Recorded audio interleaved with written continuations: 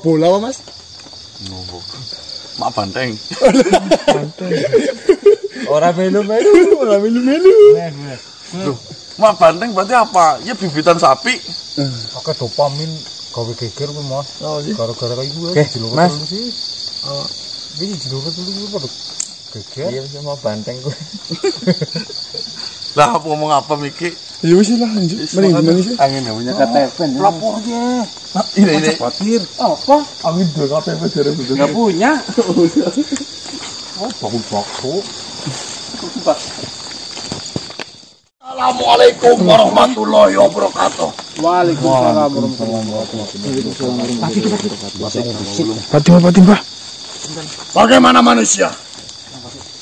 Apakah kau sudah mendapatkan informasi mengenai apa yang sedang dijalankan oleh dirimu yang ditugaskan oleh Dongo Pilo? Banyak Pak, alhamdulillah. Syukur alhamdulillah jika seperti itu. Apa saja yang kau dapatkan mengenai hal ini? Mungkin kita bicarakan sambil duduk Pak. Silakan. Cantik Pak, cantik. Monggo Pak. Pas. Atau perinten itu saya yang cari yang Pak. Mencari apa, Bang? Bagaimana? Mencari muka.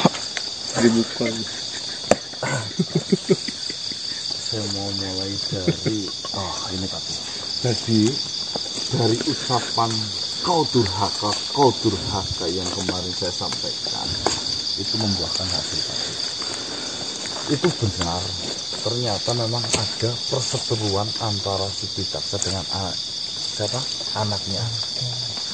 Nah, informasi itu saya dapatkan, bahkan saya sudah bertemu dengan anaknya secara langsung. Jadi seperti ini Pak. Ya. Awalnya saya tidak menyangka ditemui oleh panglima atau penjaganya si anak dari Pitaksa.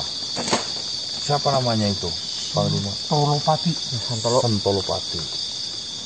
Dia mengucapkan kepada saya bahwasanya ingin menemui saya, si anak dari Pitaksa. Entah apa yang disampaikan, saya juga tidak tahu, dan mengantarkan saya ke tempat di mana titik pertemuan itu akan berlangsung. Singkat cerita ya Pak, sampai akhirnya saya itu bertemu dengan si anak dari panglima, anak dari si Pitaksa. Ternyata Pak, di situ ada sedang permasalahan problem mengenai restu dari percintaan. Jadi Pitaksa itu memiliki anak laki-laki yang bernama Arya Sagala. Arya Sagala menjalin hubungan dengan sosok wanita, tapi bukan dari bangsa kerajaan, mungkin rakyat biasa, bernama Sena.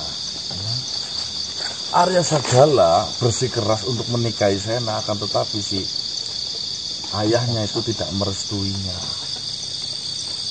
Nah, sedangkan yang saya tahu dan yang saya rasa, watak dari Arya Sagala tidak jauh dengan Pitaksa, keras kepala. Dan Arya Sagala bersikeras ingin tetap melanjutkan hubungannya dengan Sena dengan cara jika tetap tidak merestui, yaitu membunuh ayahnya sendiri. Cinta itu Pak, cinta. Jujur Pak, di situ saya sedikit menasehatinya. Tapi memang watak-watak ayahnya itu 100% nempel di anak laki-lakinya, di Arya Sagala. Tambeng Pak.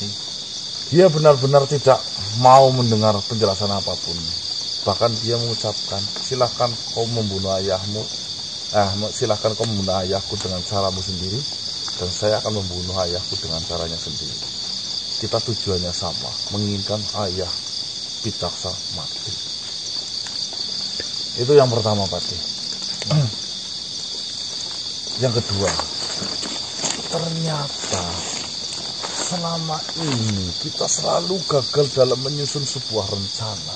Kita kecolongan Pak. Betul Pak. Maksudmu bagaimana? Ada makhluk bayaran yang saya rasa makhluk itu makhluk yang hebat. Menyamar sedemikian rupa, menghilangkan energi sehalus mungkin sampai kita tidak sadar Pak. Ada telik sandi yang berada di tengah-tengah kita. Betul Pak. Telik sandi. Benar Pak. Di mana keberadaan telik sandi itu ditempatkan? Ada di ubun-ubun saya Pak. Nah, maka dari itu Pati mohon maaf saya ikut bicara. Saya rasa rencana yang disampaikan oleh Patih mengenai serangan cepat yang dilakukan sepersekian detik itu tidak bisa dilakukan, karena saya rasa itu sudah dibocorkan ke pihak Pidaksa melalui telik sandi tersebut. Telik sandi namanya siapa? Bintoro. Ini videonya siapa, Gom? Paham namanya, Pak. Nah itu, tapi telik sandinya sudah dibunuh sama si Arya Sagala tadi. Langsung. Dan lebih tragisnya lagi ketika telik sandi dibunuh sama si anaknya, panglimanya Pidaksa yang bayaran dari Pulean itu, panglima siapa ya Bun? Gerok. Tawang Gerok. Di situ mau terjadi sebuah percekcokan tadi. Ramai Pati. Jadi di sini sudah tidak ada yang bisa ditutup-tutupi. Saya rasa Pidaksa sudah tahu rencana dari anaknya. Juga sekarang Pidaksa juga sudah tahu bahwasanya anaknya telah menemui saya.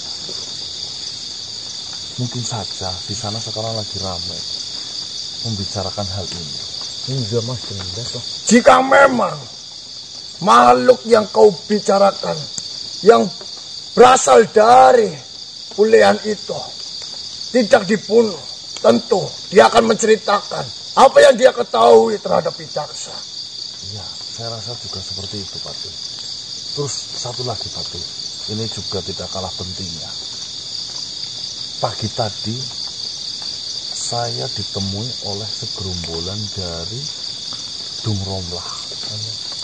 Pimpinannya bernama Suroto Magila. Di mana Suroto Magila itu menceritakan kekecewaannya atas perlakuan dari Pidaksa yang kurang sopan dan santun. Adab dalam meminta bantuan itu tidak pas di hatinya, Pak. Jadi itu entah itu benar atau tidak, saya juga belum tahu, Pak. Itu hanya ya sekedar informasi, bisa iya bisa tidak nantinya, karena saya sedang tugaskan mereka untuk mencari tahu informasi yang dilakukan oleh Pidaksa.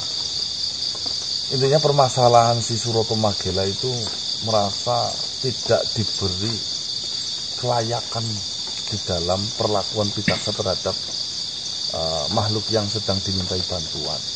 Awalnya Pidaksa ngemis-ngemis datang ke sana meminta bantuan.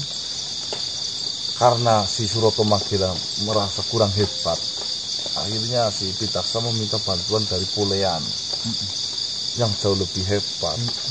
Dan fatalnya si Suroto Magela itu sekarang dikasih makan saja itu jarang-jarang. Sampai akhirnya itu memiliki rasa sakit hati dan kekecewaan.